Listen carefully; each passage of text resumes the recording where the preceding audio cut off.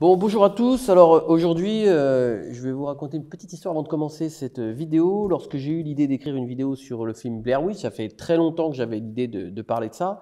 Et je me suis dit, je parle de Blair Witch du vrai, pas du faux. C'est parce quand je dis le faux, il y a eu un remake qui est sorti il y a quelques années. Je parle du vrai Blair Witch, le premier. Et puis quand j'ai eu l'idée de creuser sur le sujet, je me suis dit, autant demander à un expert du cinéma de venir sur le sujet, un petit peu comme j'avais fait avec Dr. Dre pour Driver. Donc, j'ai fait appel à Louis de la chaîne Intercut. Salut Louis, comment tu vas? Salut, bah écoute, ça va très bien, ça va très bien. Super. Et toi donc? Eh ben, ça va très bien, ça va très bien. Ça fait un petit moment que je suis maintenant ta chaîne et il y a plusieurs choses Et ça fait plaisir. que je trouve très intéressantes dans ta chaîne parce que c'est vrai que quand on regarde un petit peu dans le YouTube game, j'aime pas trop ce terme-là, mais on peut le définir comme ça. Il y a énormément de chaînes de cinéma et toi, ce qui est très intéressant, c'est que déjà dans le concept de ta chaîne, on va en parler plus tard du film Blair Witch, mais je voulais vraiment d'abord poser cette question-là à Louis. Ouais. C'est qu'il y a un concept différent. Donc, est-ce que tu peux nous parler de ce concept? C'est quoi? Et comment tu as eu l'idée? Et en quoi c'est différent? Ça fait plusieurs questions. Déjà, en fait, à la base, Intercut, ça ressemblait pas du tout à ce que c'était maintenant. Disons que moi, à la base, mon vrai métier, c'est de bosser dans la production ciné. Je suis chargé de prod et à la base, je voulais faire une chaîne YouTube pour aider les gens à comprendre ce que c'est que la production ciné. Parce qu'en vrai, c'est un métier qui est hyper fantasmé. Tu vois, personne ne sait. Quand tu dis producteur à quelqu'un, le mec, il voit des millions de dollars et il voit un mec qui fume le cigare sur la table et qui dit ce film-là, il est nul en coupe, tu vois. C'est pas du tout ça. Non, non, je crois. Désolé de te décevoir. Non, c'est pas ce que je fais. Ah bon. Mais il a éteint son cigare avant l'interview. Non. Non. En gros, c'est vraiment quelqu'un qui aide, c'est quelqu'un qui est du côté des auteurs, en France en tout cas. Et du coup, voilà, j'avais l'idée de faire une chaîne YouTube pour aider les gens à concrétiser leurs projets. Parce qu'en vrai, en France, il y a énormément de jeunes scénaristes, de jeunes auteurs, de jeunes autrices qui ont des putains d'idées, mais juste qui ne savent pas comment les soumettre à des boîtes de prod, comment les faire exister, etc. Et du coup, j'avais cette idée de faire une chaîne pour un peu aider les gens, parler de cinéma, et aussi de temps en temps parler de mes goûts, parler des films que je conseille, etc. Alors, très vite, je me suis rendu compte que ce qui marchait le mieux, c'était quand même de parler de mes goûts, que c'était peut-être un peu trop technique de donner des conseils de production, de parler du CNC, etc. Alors, je le fais de temps en temps, mais ça intéresse un peu moins les gens. Et du coup, j'ai eu ce concept de partir d'un film connu de tous, qui, on va dire Jurassic Park ou Alien, et d'en parler pendant 3-4 minutes, de raconter la production de ce film, de dire comment il a été fait, comment il est né, quels sont les cerveaux qui l'ont imaginé, et ensuite de dire, bon bah écoutez, tout YouTube parle déjà de ce film-là, je veux dire Jurassic Park, tout le monde connaît, c'est pas très intéressant de faire une vidéo de 15 minutes sur Jurassic Park, tout le monde sait ce que c'est. Autant que je parle d'autres films que vous connaissez pas, et dans lesquels vous allez retrouver tout ce que vous aimez dans le film de Spielberg. Tu vois, genre, par exemple, il n'y a pas beaucoup de gens qui savent que s'ils aiment Les Dents de la Mer, ils peuvent regarder Les Dents de la Mort, qui est sorti genre 2 ans après, qui est complètement pompé sur Les Dents de la Mer, mais qui est quand même un film sympa, tu vois. Et du coup, je conseille aux gens ce genre de film vachement moins connu. En l'occurrence, c'est un film australien qui est vraiment cool, mais qui n'a pas eu la chance d'avoir genre l'explosion de visibilité qu'a eu Dans de la Mer. Donc voilà, je conseille des films à partir d'une référence. Je conseille des films dans lesquels les gens vont pouvoir retrouver ce qu'ils ont aimé dans la référence. Et ça a plutôt bien pris. Écoute, ça a un petit peu fait exploser la chaîne et du coup, je suis hyper content de ça, quoi. Super. Alors, le concept de la chaîne, c'est comme en mieux ou c'est comme en moins bien. Est-ce que tu peux en parler un petit peu plus en détail en donnant un exemple, par exemple? Ouais, en fait, ça va vraiment dépendre de mes goûts perso. J'ai essayé un peu, d'ailleurs, c'est comme en moins bien. Je l'ai changé. Maintenant, j'appelle ça l'héritage de. Par exemple, là, j'ai sorti une vidéo sur Ghostbusters. Enfin, plus maintenant, parce que quand sa vidéo sortira, on sera dans 3 mois. Mais... Ouais, ça dépend. On verra. Mais en tout cas, voilà, il y aura des... Je me suis rendu compte que je parlais donc de films référents. J'essaie de trouver un exemple immédiat. Quand je parle de Saw, on a parlé de Saw, par exemple, j'essaie de trouver des films que je considère être meilleur que le premier Saw, que j'ai pourtant bien aimé, mais dans lesquels, sans ces films-là, je pense que Saw n'aurait pas existé. Ou en tout cas, n'aurait pas existé sous cette forme, n'aurait pas eu ces quelques qualités, etc. Des films qui sont influents, quoi, des films qui sont fondateurs, en quelque sorte. Ou sinon, j'ai ce format en moins bien, qui du coup s'appelle l'héritage de, par exemple l'héritage de Ghostbusters. Je parle de films qui n'existeraient probablement pas sans Ghostbusters, mais qui sont quand même intéressants, qui ont quand même des qualités, qui sont quand même drôles, qui sont quand même un peu flippants, qui ont les mêmes qualités que Ghostbusters, juste sans avoir le même budget ou sans avoir le même, tu vois, la même virtuosité dans la mise en scène, mais qui reste intéressant. C'est pour ça que l'appeler c'est comme en moins bien, je trouvais que c'était un peu péjoratif, c'était un peu négatif, et j'essaie quand même tout le temps de parler de films qui, même s'ils sont moins bien, ont quand même des trucs, quoi, tu vois.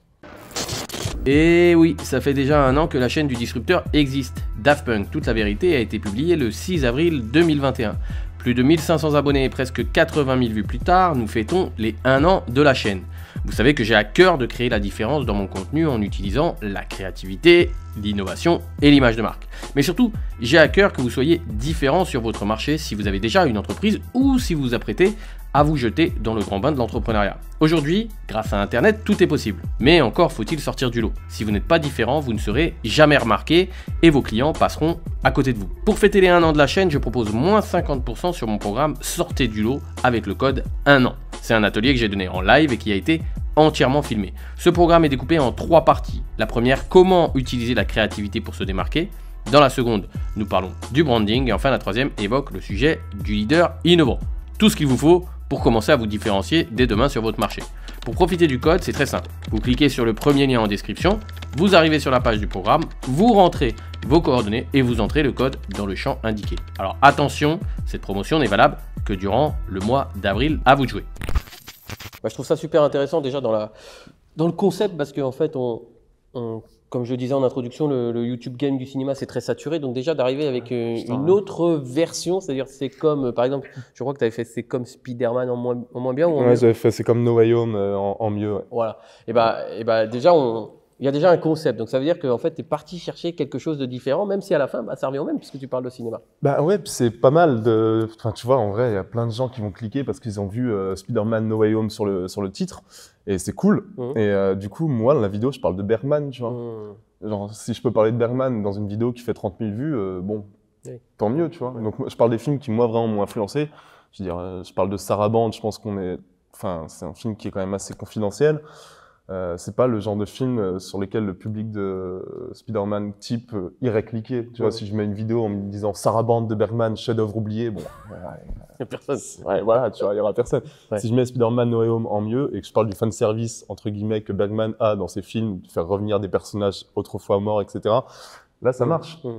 Et ça me permet de parler de films qui jamais ne pourraient exister sur YouTube, tout en ayant cette manière d'attirer un peu les gens, quoi. Bah moi, je prends des notes sur tes vidéos parce que souvent, tu donnes pas mal de noms de films, donc je les note et puis après, je vais les voir. Et ce qui est assez intéressant, je fais le parallèle avec ma chaîne, c'est que moi, j'ai un peu la même vision des choses. C'est-à-dire, par exemple, j'ai parlé d'un Cyril Hanouna. Donc, les gens vont cliquer sur Cyril Hanouna, mais moi, ce qui m'intéresse, c'est pas tout ce que, enfin, c'est pas le personnage grandiloquent de Cyril Hanouna, c'est qu'est-ce qu'il a utilisé justement pour arriver à un tel niveau de succès. Parce que si on arrive à un tel niveau de succès, c'est qu'il y a forcément du travail et des choses qui sont différentes. Donc c'est pas en soi le personnage de Cyril Hanouna. Donc on ouvre sur un sujet très large, mais pour après arriver sur un sujet très sélectif, ce que tu fais d'ailleurs brillamment sur ta chaîne Intercut. Donc on va rentrer dans le vif du sujet, puisqu'on va parler du film Blair Witch. Est-ce que tu peux nous résumer brièvement le scénario du film pour ceux qui ne l'auraient pas vu? Ça va pas être très compliqué, hein. Pour The Blair Witch, tu as 3 étudiants en ciné qui veulent faire un film d'horreur. Qui veulent pas faire un film d'horreur, en fait, qui veulent faire un documentaire sur les légendes d'une sorcière dans la forêt de Blair Witch. Du coup, ils vont dans cette forêt avec 2 caméras pour filmer un petit peu ce qu'ils vont découvrir, etc., pour rendre leur court-métrage de fin d'études. Sauf que, évidemment, on est dans un film d'horreur, donc ils vont se perdre. Il y a des phénomènes paranormaux qui vont se manifester autour d'eux. C'est un film qui est en found footage, donc c'est un film qui prend la forme des images qu'ils ont filmées et qui auraient été retrouvées par les enquêteurs 1 an après. Et donc vraiment, on est à la place des caméras, quoi. Enfin, disons qu'on est, c'est filmé en vue subjective, on est à la place des personnages qui tiennent les caméras. Donc c'est un rec avant l'heure, en fait. C'est un... Comment dire? Ouais, c'est ça, c'est un rec avant l'heure. Et l'histoire, c'est ça, quoi. C'est 3 ados perdus dans une forêt avec des phénomènes paranormaux et une sorcière qui veut les buter. Donc on est vraiment sur, dans l'idée, un scénario très classique, tu vois. Très classique et avec peu de moyens, mais ça, on va le voir. Sur ma chaîne YouTube, j'ai l'habitude de dire que pour créer quelque chose d'innovant, le diable est dans les détails et les détails font le diable. C'est le cas de le dire avec cette vidéo, puisque la sorcière, elle n'est pas très gentille, hein. Donc, en quoi le film était innovant, en quoi il a été précurseur de tout un mouvement, allant même jusqu'à l'overdose de celui-ci? Déjà, moi, je dirais pas qu'il y a une il y a une overdose, disons qu'il y a des abus, parce que Blair Witch, il a lancé la mode du film d'horreur à très petit budget, qui a donné quand même pas mal de daubes, mais on va pas se mentir, hein, franchement. Comme quoi Il suffit de regarder dans les productions Blumhouse, tu vois, genre la volonté de Blumhouse de faire des films qui coûtent moins d'1 million de dollars, qui n'ont pas beaucoup d'effets spéciaux, mais qui vont se baser à fond sur du jumpscare. Ça, c'est des gens qui n'ont pas vraiment compris ce qui marchait dans Blair Witch, mais qui ont juste pris l'information. Jumpscare, c'est quoi?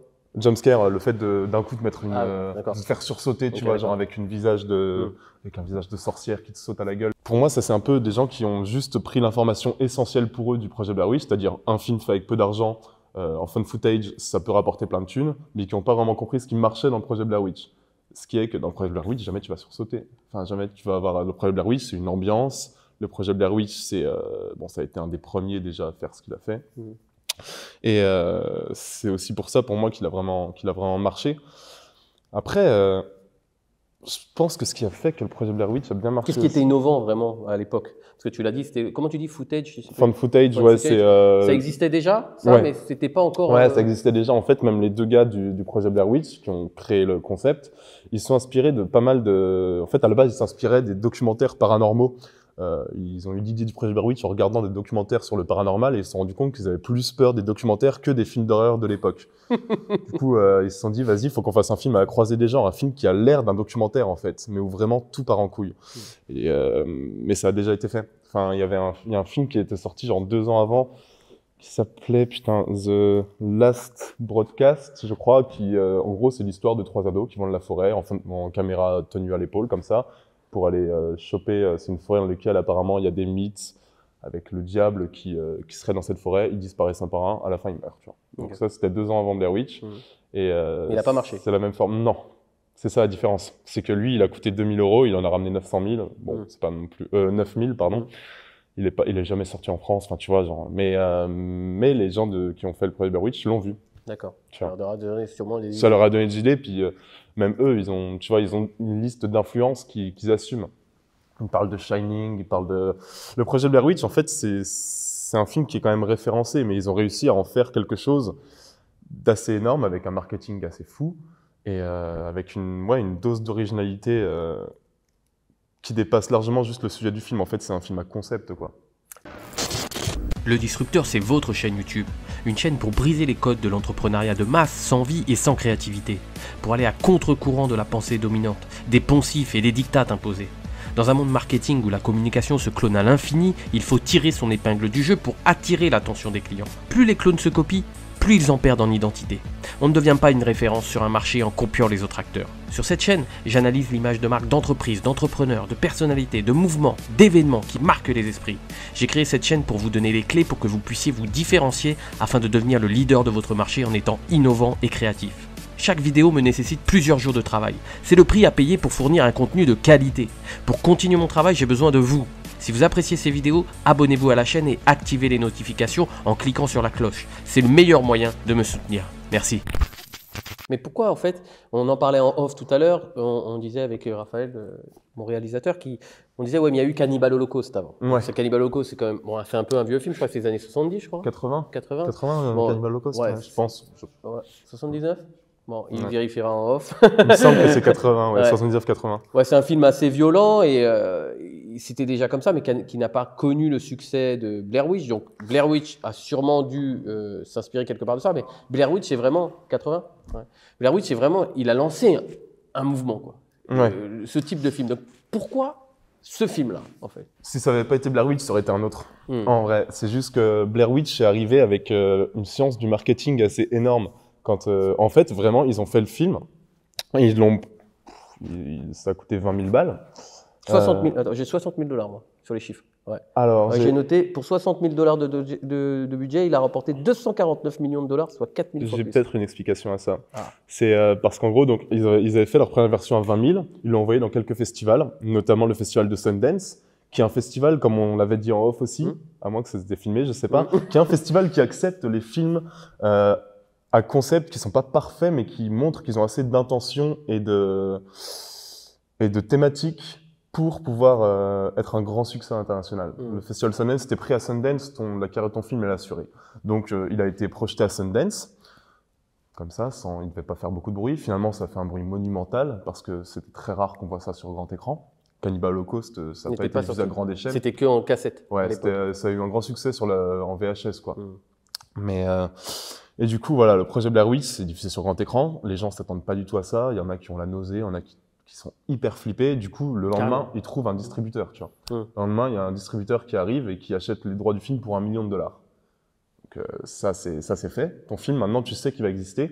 Et le distributeur demande à ce qu'on retourne des fins. Et du coup, ils ont tourné 4 fins. Donc c'est peut-être pour ça que le budget final est à 60 000. Ils ont tourné 4 fins qui seront pas du tout utilisées. Et ils vont rester sur la fin originale. Ça s'appelle foutre $40 000 en l'air. Même après Sundance, enfin, ils ont acheté les droits pour $1 million et ils avaient prévu de le diffuser dans 25 salles aux États-Unis, je crois. 25 salles, c'est rien. C'est rien du tout. Même en France, c'est rien. Sauf que les 25 salles, elles sont prises d'assaut. Et je crois que c'est 3 semaines après, le film, il est diffusé dans 2500 salles aux États-Unis. Et là, ouais, tu finis à 250 millions de dollars. Tu as dépensé 60 000. Ouais, ce qui est plutôt un très bon rendement. Pour $60 000 le budget, il a rapporté 249 millions de dollars, soit 4000 fois plus. Il est devenu le film le plus rentable de l'histoire, titre qu'il a gardé jusqu'en 2009. Est-ce que c'est un coup marketing ou c'est un vrai objet cinématographique accompli? Tu sais ce que c'est le film le plus rentable maintenant depuis 2009? Je sais plus, je l'ai vu quand j'ai vu passer, mais c'est quoi? C'est pas Paranormal Activity, non? Ah, je crois que c'est ça, je crois. Ah, je c'est crois possible. que Ouais, donc c'est un peu la même veine. Ben exactement. C'est pour ça que je disais tout à l'heure un mouvement. Paranormal Activity, il y en a eu combien? 7, 8? Oh, Paranormal Activity, wow. Franchement, si tu comptes les spin-offs, il doit y en avoir eu 5, 6. C'est un peu de l'overdose, quoi. Oh, c'était une overdose rapide, Paranormal Activity, vraiment. C'était en le overdose. Le premier, ça va. Ouais, la 20 premières minutes du premier, moi, j'étais en overdose perso, mais. Mais donc, est-ce que pour toi, ouais, c'est juste un coup marketing ou c'est un coup marketing qui a aidé quand même un film qui était brillant ou c'est juste un objet cinématographique accompli? De toute façon, c'est pas qu'un coup marketing. Je veux dire, tu vois, c'est 2 gars qui ont décidé de faire un film. À partir de là, le film est une œuvre d'art. Tu vois. Pour moi, c'est un film à part entière. Et eux-mêmes, je pense que quand ils l'ont réalisé, ils s'attendaient pas du tout à un tel déferlement. Donc, c'est un film avant tout. Et c'est un film qui a une intelligence d'avoir été le premier film viral, en quelque sorte.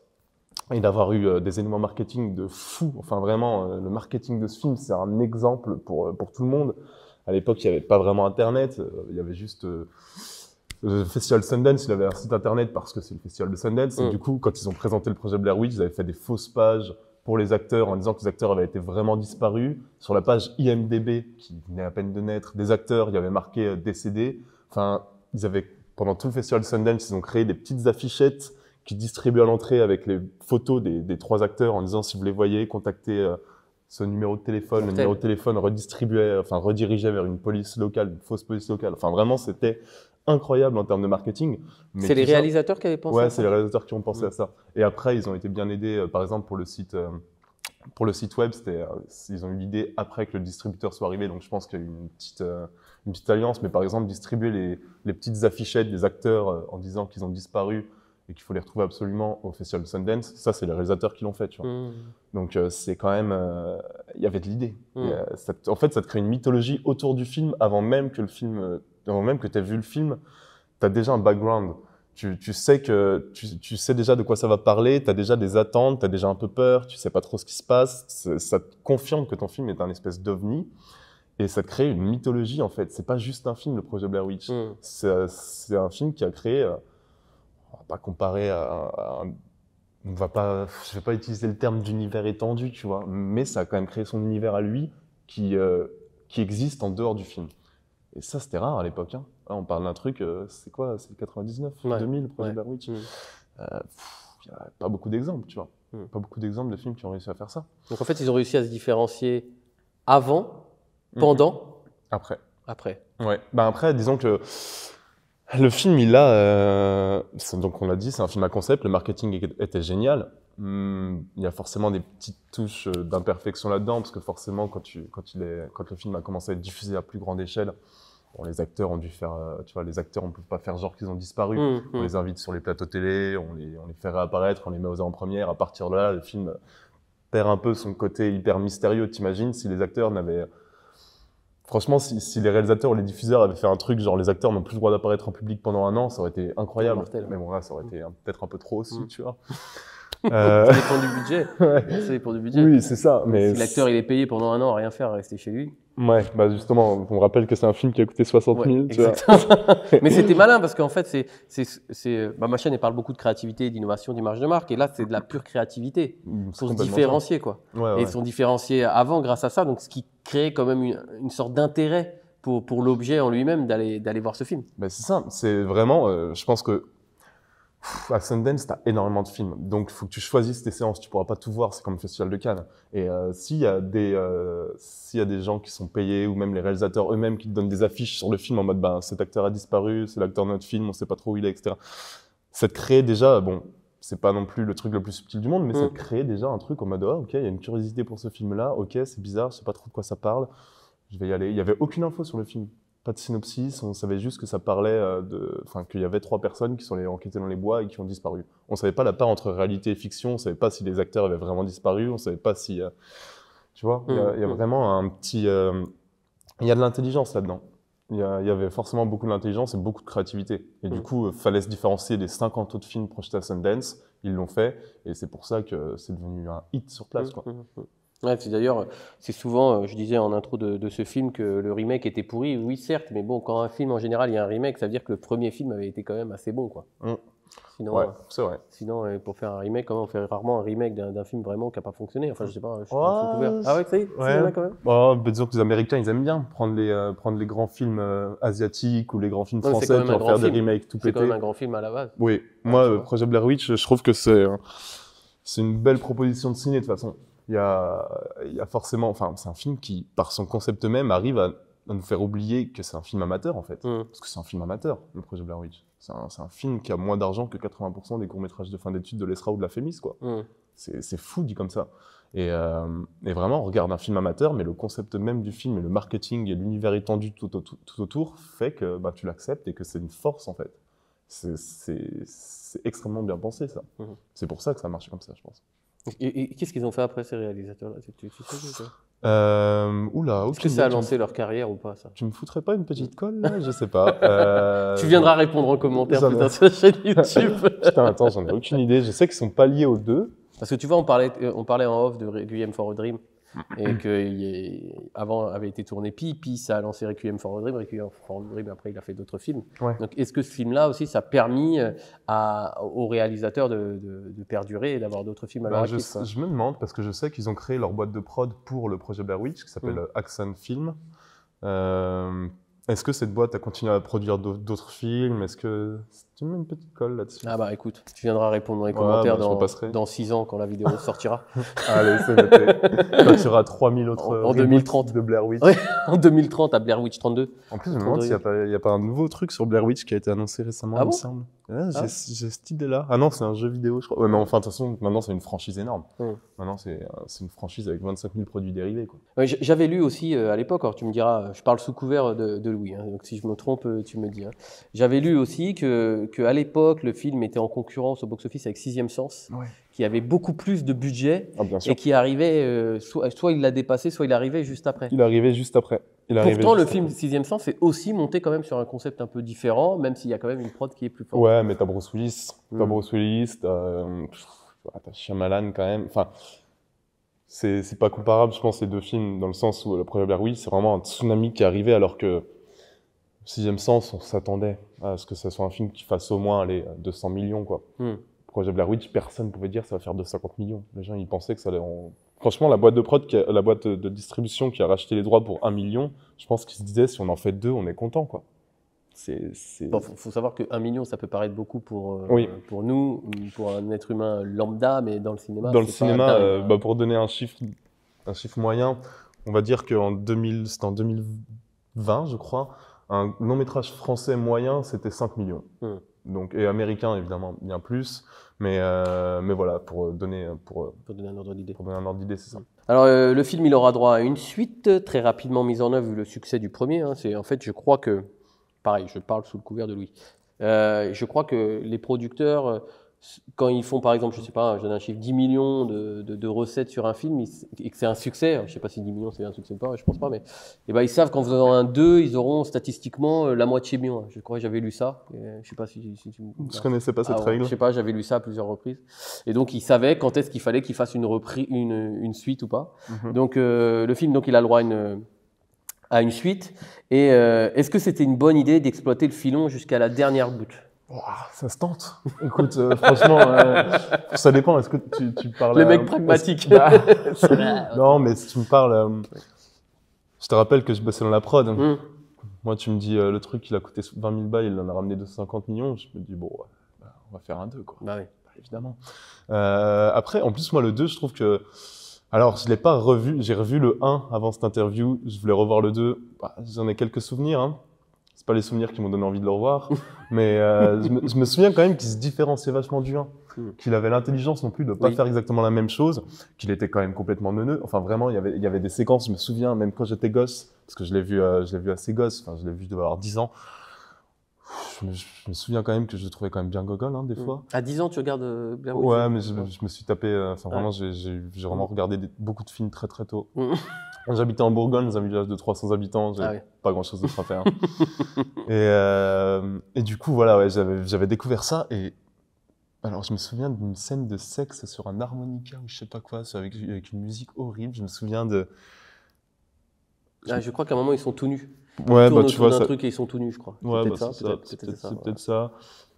Enfin, en tout cas, je me souviens que ça lorgnait vraiment vers une espèce de série Z, quoi. Que ça assumait complètement le fait de retour au cinéma un peu kitsch des années 80, au cinéma d'horreur un peu kitsch des années 80, qui avait pas peur du ridicule et qui avait pas peur d'aller dans le too much.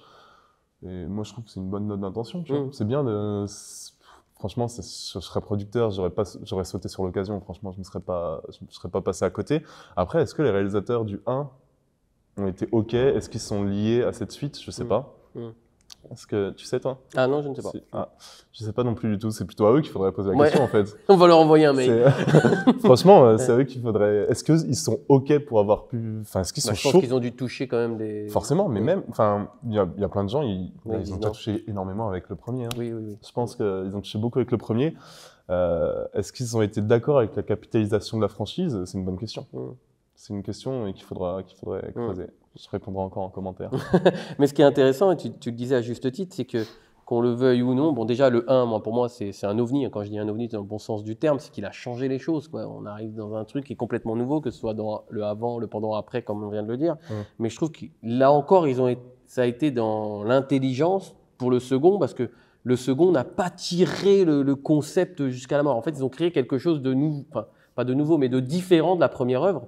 Et ça aussi, j'ai trouvé ça fort dans l'histoire Blair Witch, quoi, parce que c'était un autre film, un peu sur le même sujet, mais carrément sur le même sujet, mais vu d'une manière différente. Ouais, mais je pense que de toute façon, j'avais vu aussi un truc. Je crois qu'il y avait, en fait, l'univers étendu Blair Witch, il existe. L'univers étendu Marvel existe, Star Wars existe, Blair Witch existe. Je crois qu'il y a des trucs qui sont canons, il y a d'autres trucs qui sont pas canons. Et par exemple, je crois qu'il y a un jeu vidéo Blair Witch qui est canon dans l'histoire, tu vois. Genre l'histoire du jeu vidéo est canon de l'univers Blair Witch. Par contre, je crois que le remake il n'est pas. Je le considère pas. Enfin, les fans hardcore, parce que ça existe, du coup, je me suis renseigné, il y a vraiment des fans hardcore de Blair Witch, genre qui considèrent que telle ou telle œuvre ne fait pas partie de l'histoire de Blair Witch. C'est comme Star Wars, tu vois. Et des gens, ils vont dire, non, mais de ouf. Il y a vraiment des débats, et ça montre bien, tu vois, genre, c'est sorti quand? C'est sorti 2000, on est en 2022, 22 ans après, il y a encore des gens qui débattent de qu'est-ce qui s'est passé dans le plan final, qu'est-ce qui les a attaqués en hors-champ, etc. Est-ce que. On ne sait toujours pas. On sait toujours pas, il y a toujours des théories, il y a toujours des engueulades, il y a toujours des forums où les gens insultent leur daronne parce qu'ils sont pas d'accord. Sur un film. Ouais, bah ça c'est classique. C'est classique, hein. Franchement, les trois quarts de YouTube n'existeraient pas si on pouvait pas s'engueuler, tu vois.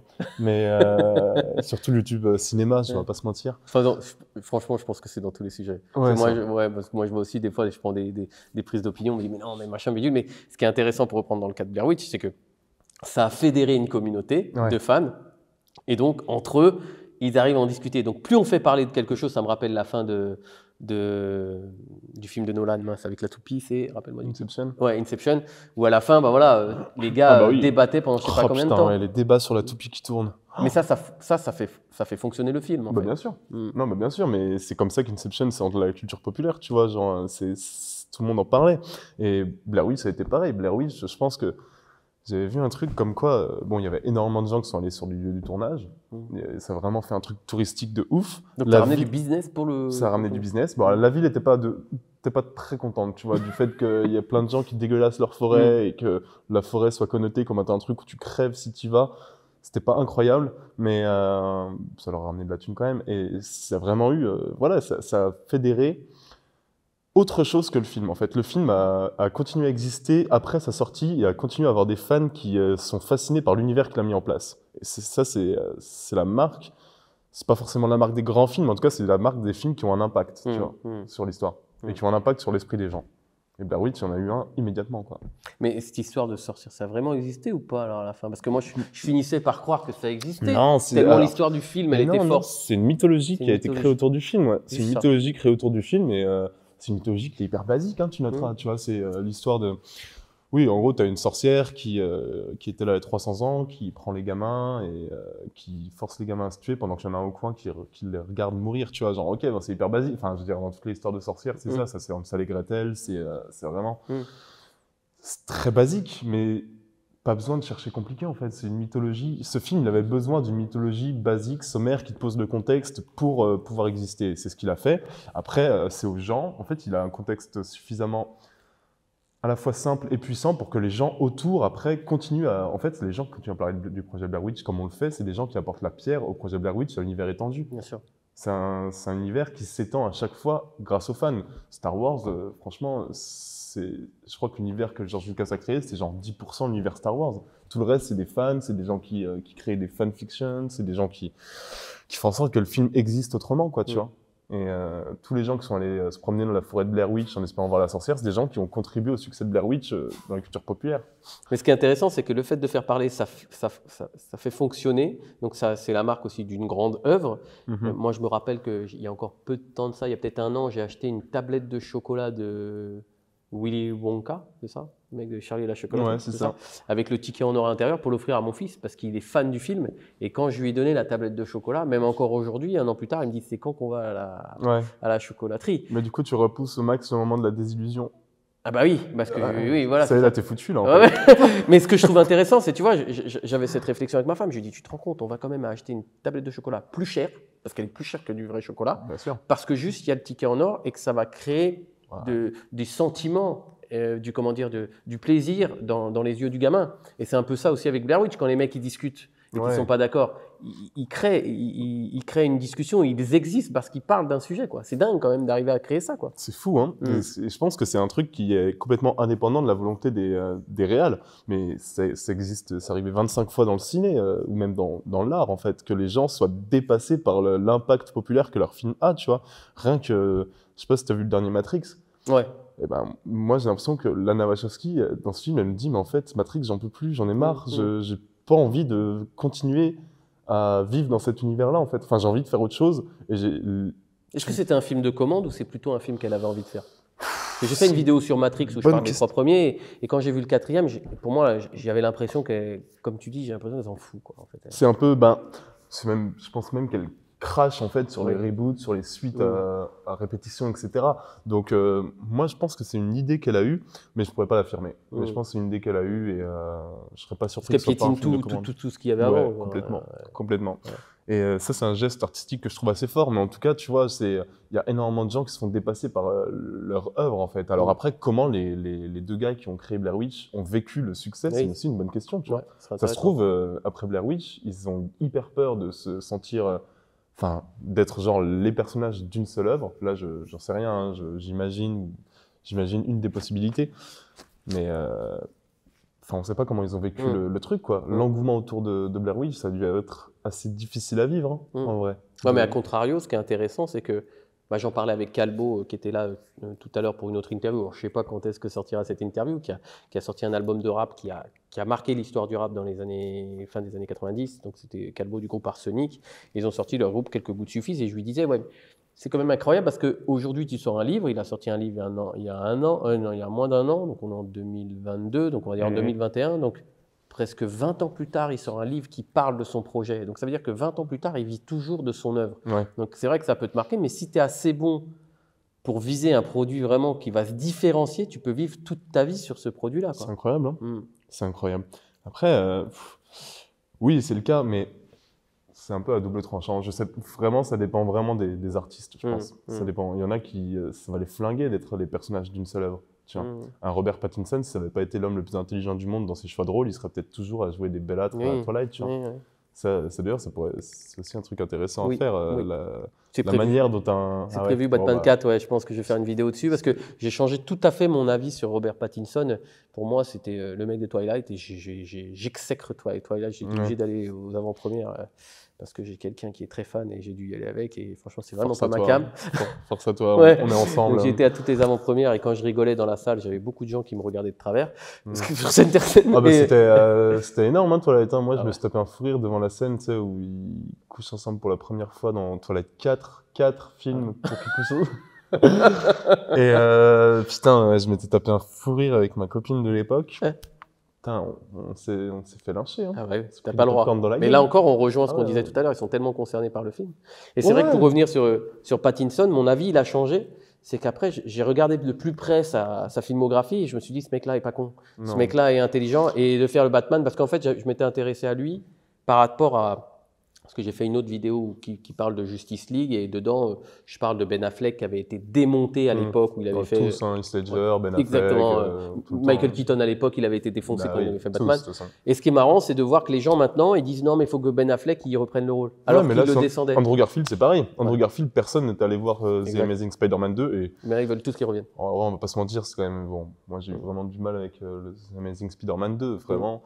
Le voir réhabilité là, je comprends pas non plus trop. Enfin, je me dis que Marvel, ouais, je sais pas, peut-être que les autres Spider-Man qui ont suivi sont vraiment nuls au point qu'on réhabilite The Amazing Spider-Man 2, mais bon, bref. Mais peut-être que c'est la communauté aussi qui le réhabilite. Ouais, il le réhabilite parce que là, il a eu 2 bonnes séquences dans le nouveau Spider-Man, mais je pense que vraiment, je pense que si tu fais The Amazing Spider-Man 3, il se foire au box-office. Oui, je suis certain moi aussi. Il se foire au box-office complètement. Les gens, en fait, c'est un peu... C'est dangereux d'écouter les caprices de tous les fans. En vrai, faut pas faire ça. Si tu bases ta stratégie, c'est un gros studio que tu bases ta stratégie politique ou marketing sur les caprices des fans, tu vas tenir un an. Après, t'es foutu. Les fans, ils changent d'avis toutes les 2 secondes. Et les fans, ils veulent quelque chose et quand tu leur donnes, ils en veulent plus. Du coup, faut essayer de jauger en fait, de leur donner assez, mais pas assez quoi. Bah ouais, c'est ça. C'est pour ça, moi, le projet Blair Witch 2, faire une suite. Allons-y, les fans le réclamaient. Bon, après, le film s'est fait défoncer. Je suis même pas sûr qu'il ait ramené tant d'argent que ça. Je suis même pas sûr qu'il a été rentable. Mais voilà, c'est un studio qui a voulu donner ce qu'il veut aux fans. Le résultat, c'est un film que tout le monde a oublié, quoi. Tu travailles aussi dans le monde du cinéma, comme tu nous as dit tout à l'heure. Donc, toi, comment tu travailles ta créativité? Parce qu'on le voit dans tes vidéos. D'ailleurs, tu prépares un nouveau style de vidéo, parce que je te suis aussi sur ta chaîne YouTube, mais aussi sur Twitter, on t'en parle souvent. Donc, comment tu fais pour stimuler ta créativité?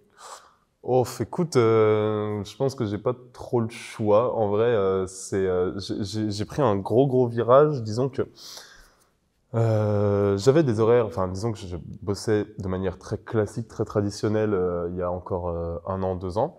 Je bossais dans la prod, donc je produisais du contenu, je produisais des films pour plein de gens. Ça allait de Netflix à des fois du ciné, des fois de l'audiovisuel, des fois du contenu sur YouTube. J'ai bossé avec pas mal de youtubeurs, etc. Mais c'était vraiment, quand tu produis, c'est pas de la créativité. Je dirais que tu es tenant, tu es le garant du bon déroulement du tournage, tu gères les embauches des gens, tu embauches les gens, tu fais en sorte que tout se passe bien, que le projet existe, tu vois.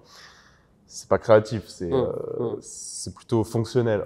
Et Intercut, ça a été un des trucs qui m'a donné envie d'arrêter ça, en fait. Moi, la prod, maintenant, j'ai arrêté définitivement, là, il y a 8 mois, un truc comme ça. Et l'idée, c'est que je fasse des trucs qui me stimulent, quoi. Et ça part par... c'est même pas forcément créé, mais ça passe par des voyages, ça passe par des pulsions, tu vois. Si j'ai envie de me casser, je me casse. Ça passe beaucoup, en fait. Et à partir de là, ouais, je vais écrire des trucs. À partir de là, je vais monter des trucs. Intercut, j'ai envie que ce soit un énorme bac à sable.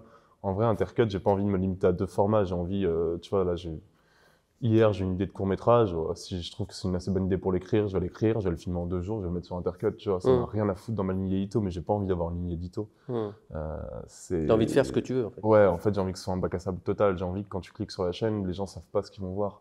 Est-ce que c'est un court-métrage? Est-ce que c'est un format classique où je sais qu'il va y avoir des vues? Est-ce que, tu vois, je préfère être j'aime bien l'idée d'avoir une chaîne un petit peu chaotique, tu vois. Hmm. J'aime bien cette idée-là. Et du coup, écoute, ça pour... Pourtant, actuellement, c'est très structuré. Ouais, ça l'est trop, ouais. Ouais. Ça m'énerve un peu. C'est pour ça que j'ai fait un petit break d'1 mois pour repenser un peu à la chaîne. Et je pense qu'au moment où cette vidéo-là, la nôtre, va sortir, Intercut restera structuré, mais structuré autour d'une idée qui est le chaos ambiant, tu vois. Hmm. Alors, qui est vraiment, si j'ai un truc que j'ai envie de mettre en ligne, je le mettrai en ligne. Puis voilà. Et que ça marche pas, on verra. Mais en tout cas, c'est comme ça que je vois les choses. Et pour avoir ces idées-là, écoute, bah, ça passe par... Je me balade, je me promène, je prends du temps pour moi, je fais du sport et voilà, quoi, ça suffit. Puis j'ai 25 idées à la seconde et sur ces 25 idées, il y en a 24 nulles et puis j'essaie de faire en sorte qu'il y en ait au moins une bien. Puis voilà. C'est déjà un bon ratio. C'est un bon ratio. Bon, à la seconde, on va dire à la journée. Oui. Ok, et ben, d'ailleurs aussi, je vois, il y a un truc, peut-être que les gens s'en rendent pas compte, mais moi, il y a un truc qui m'a tout de suite sauté au visage quand j'ai regardé tes vidéos, c'est le travail. Parce que les gens pensent que tu écris juste ta vidéo, mais je pense que ça nécessite énormément de recherche, que ça nécessite du travail dans les films, que ça nécessite du montage, et les gens ne voient pas forcément ça. Et quand tu produis ces vidéos-là, que tu publies assez régulièrement quand même, c'est une fois toutes les semaines. Une fois par semaine. Une fois par semaine. Et là, ça va être plus maintenant. Ouais. Ah, tu vas augmenter le rythme. Ouais. Là, je vais faire en sorte que ce soit une fois tous les 4 jours. Ok, alors comment tu fais pour... Il y a dans l'excellent livre Creativity Inc. du fondateur de Pixar qui avait donné un concept, c'était nourrir la bête, protéger le bébé. Nourrir la bête, c'est donner. Au bout d'un moment, on arrive à saturation, on n'arrive même plus à contrôler. Ça serait un petit peu pour comparer, puisque là on est sur YouTube, ça serait de faire une vidéo par jour, mais à la fin on ne peut pas donner de la qualité une vidéo par jour. Ouais. Et l'autre côté, il dit c'est protéger le bébé, faire en sorte de vraiment faire très attention à tout ce qu'on fait, quitte à prendre du temps. Et il dit qu'en fait, vraiment, le mieux, c'est d'avoir un curseur un peu entre les deux, quoi, pour fournir énormément de qualité et essayer d'en fournir le plus possible. Donc, comment tu fais pour ça ? C'est stratégique. Disons que là, par exemple, j'ai changé un petit peu tout le format d'Intercut. Les vidéos, je les tourne... En fait, je les écris. Un épisode traditionnel d'Intercut, c'est j'écris. Généralement, je parle de films que j'ai déjà vus dans ma jeunesse parce que je vais pas... c'est rare que je fasse des recherches spécial. Par exemple, l'héritage de Ghostbusters, j'avais vu tous les films quand j'étais gosse, tu vois. Alors, ok, il y en a un que j'ai revu pour la chronique, parce que j'avais plus trop de souvenirs, mais c'est tout. Donc, j'ai cet avantage-là, vraiment, d'avoir vu, franchement, 2 films par jour entre 10 ans et 18 ans quand j'étais dans ma campagne, tu vois. Et c'est vraiment, ça m'aide vraiment sur YouTube. Et sinon, non, en vrai, j'écris l'épisode. Et puis maintenant j'ai un studio, j'ai une petite équipe derrière moi pour la technique, comme ici en fait. Et du coup je filme les épisodes, je filme 10 épisodes en une journée à la chaîne. Est-ce que tu mets combien de temps pour écrire ? Franchement, si je suis rapide, je peux écrire 2 épisodes par jour. Ok, d'accord. 2 épisodes par jour. Évidemment, le plus long c'est le montage. Hein. Le montage c'est toujours un enfer, mais c'est terrible. Bah, tu vois, moi, c'est l'inverse. Moi, par exemple, c'est l'écriture, c'est un enfer. Ah ouais ? Ah ouais, l'écriture, pour moi, c'est... pour écrire les scripts des études de cas que je fais, ça peut prendre entre 2 jours et 5 jours. Ouais. Entre les recherches et l'écriture, pour moi, c'est vraiment c'est de la scarification, quoi. C'est vraiment violent. Alors que le montage, il prend énormément de plaisir. Mais bon, parce que dans une autre vie, t'es réalisateur monteur. Toi, t'es sur une quarantaine de minutes, tes études de cas. 40 minutes. J'imagine que tu as des sources bien précises, etc. Moi, les sources, en fait, c'est mes souvenirs, tu vois. Ah oui, d'accord. C'est ça aussi, tu vois. Donc, en fait, c'est que mon point de vue, Intercut. C'est que, en vrai, Intercut, c'est très égocentré. Je parle de moi, en fait. Je parle de moi et j'espère et j'essaie de faire en sorte que ce que moi, je pense des films, les gens vont penser pareil, ou en tout cas, ça va leur donner envie de découvrir ces films. Mais au fond, c'est très égocentré de se foutre devant une caméra et de dire, voilà, moi, je pense ça de ce film-là. Oui, oui. Mais c'est pour ça que les gens, ils viennent, en vrai. Bah ouais. Quelque part. Mais c'est pour soit te dézinguer parce que t'es pas du même avis qu'eux, soit dire ouais, t'es génial parce qu'ils sont du même avis que toi. Mais au début, moi, quand j'ai fait ça, quand je me suis foutu devant une caméra, je me suis dit, mais attends, mais tu te prends pour qui? Attends, gros, qui tout le monde s'en fout en fait.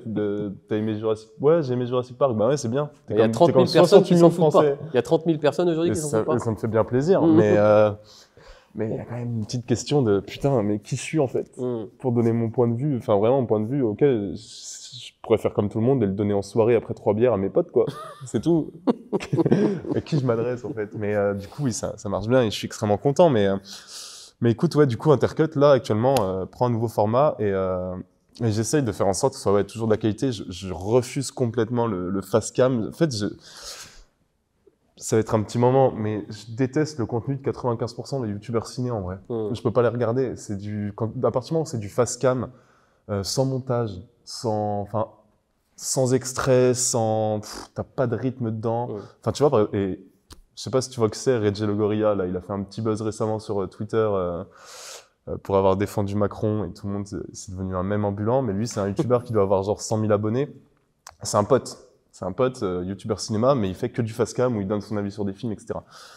J'adore en tant qu'être humain. Moi, son contenu, je peux pas parce que c'est du fast cam et que je trouve que avoir un mec qui pendant 10 minutes me donne son avis en fast cam sans rythme, sans extrait, sans quelque chose pour m'accrocher plus que ça, je peux pas. Et moi, je ferais jamais ça. Après, est-ce que c'est plus qualitatif? J'en sais rien. Peut-être que c'est aux gens de me dire, mais j'essaie de faire en sorte, en tout cas, que ce que moi je trouve qualitatif, je sortirai pas un contenu qui me plaît pas sur Intercut, quoi. Il y aura aucune vidéo que je vais sortir où je me dirais putain, je suis pas fier, quoi. Putain, j'aime pas trop. Je vais pas me forcer, tu vois, genre oh super, il y a un film qui vient de sortir qui buzz, faut vite que je fasse une vidéo dessus. Non, tu vois, d'une, je l'ai sorti un mois après tout le monde la vidéo. Et ça a bien marché quand même. Et puis même si ça avait pas marché, tu vois, je suis content de la vidéo que j'ai faite, même si elle est sortie un mois après. Puis voilà. Ouais, d'abord que ça te plaise à toi, ouais. Et après si ça plaît aux autres, tant mieux. Après voilà, j'essaie de garder aussi une réalité qui est le fait que je veux plus travailler dans la prod et j'ai quitté la prod parce que mon objectif c'est quand même que YouTube devienne la source numéro 1, enfin que je vive de YouTube en fait, c'est quand même un petit objectif que j'ai en tête, pas maintenant mais dans un futur proche. Et donc je garde la réalité du terrain qui fait qu'il faut que j'existe sur YouTube, que j'ai une sortie d'une fréquence de vidéos assez rapide, assez fréquente, que j'ai vraiment une habitude, tu vois. Mais franchement, le moment où je me dirais que je fais plus de la fréquence que de la qualité, ce serait peut-être le moment où... Et je pense que j'ai une communauté qui me dira assez rapidement, ouais, c'est pas ouf, c'est un peu de la merde, tu vois. Je pense que j'ai une communauté assez concernée pour me faire comprendre ça. Donc tant mieux, hein. J'espère que ça arrivera pas. Ouais. Mais bon, je te le souhaite pas. Ok, on va revenir juste avant de conclure sur Blair Witch. Si on résumait pour ce film, c'est quoi qui a fait l'ADN du succès de Blair Witch? Franchement, moi je dirais que c'est l'intelligence marketing. L'intelligence marketing, parce qu'un bon film, ça suffit pas. Blair Witch, c'est un bon film. Pour moi, je trouve que c'est un bon film. C'est un film qui a un concept, mais ce film avec ce concept aurait pas du tout autant marché s'il n'y avait pas eu tout ce qu'il y avait autour. Moi, c'est vraiment cette notion d'univers étendu, cette notion de dépasser le cadre de simple objet artistique pour devenir vraiment un objet de culte pour les gens, comme on l'a dit 20 ans après. C'est ce qui fait l'ADN de Blair Witch, en vrai. C'est cette idée, parce que le concept, on l'a dit, le concept de caméra, portée, épaule, film amateur est pas nouveau, il existait déjà, et même eux, ils sont inspirés de ces documentaires sur le phénomène paranormal. Blair Witch, c'est un condensé de plein d'inspirations. C'est pas quelque chose qui a inventé quoi que ce soit en tant que film, en tant qu'œuvre d'art, mais c'est quelque chose qui a inventé tout ce qu'il y a autour, qui a inventé toute une mythologie autour du film, qui a inventé le fait que, oui, bon, là, les personnages ont vraiment disparu. Est-ce qu'ils ont vraiment disparu? Est-ce que les acteurs sont toujours là? On ne sait pas. Voilà, il a créé un univers, quoi. Il a créé un univers étendu, et ça, c'est clairement l'ADN du succès pour moi. Ok, donc en fait, si je reprends dans une logique un peu produit, parce qu'il y a beaucoup d'entrepreneurs qui me suivent sur ma chaîne YouTube, c'est qu'en fait, le produit Blair Witch, c'est pas vraiment lui qui était l'exception, c'est plutôt l'expérience client qu'il a créée autour. Ouais, je pense. Puis les gens se fidélisent de fou à un univers dont ils sont partie intégrante, en fait. Tu vois, Blair Witch, tout le monde peut aller prendre sa voiture, enfin, tout le monde peut aller prendre sa voiture, aller se promener dans la forêt et se sentir dans le film Blair Witch. Ouais. Et puis même, Blair Witch, par son concept, est un film qui te fait rentrer dans le film. Impliquer le spectateur comme ça, c'est aussi une grande partie de l'ADN du succès, parce que les gens, ils se sentent impliqués de fou devant, beaucoup plus que dans un Scream que j'adore, mais devant n'importe quel autre film d'horreur des années 90-2000. Non, Blair Witch, vraiment, il te met dedans, quoi. Il te fait vivre des événements paranormaux d'une manière assez, pas inédite du coup, comme on l'a vu, mais d'une manière inédite à cette ampleur et à cette échelle-là. Et franchement, oui, ça crée un univers étendu et les gens s'impliquent complètement dedans. Ça les fidélise de fou. Les gens, ils vont s'en rappeler, quoi. Bon, merci beaucoup Louis pour les réponses à tes questions. J'espère que ça aura donné envie aux gens de regarder le film Blair Witch. En tous les cas, pour finir sur une punchline, travaillez toujours votre créativité et surtout l'expérience client. J'en ai une meilleure, si ça ne te dérange pas. Ne soyez jamais l'énième copie d'une copie, sinon vous deviendrez un photocopieur.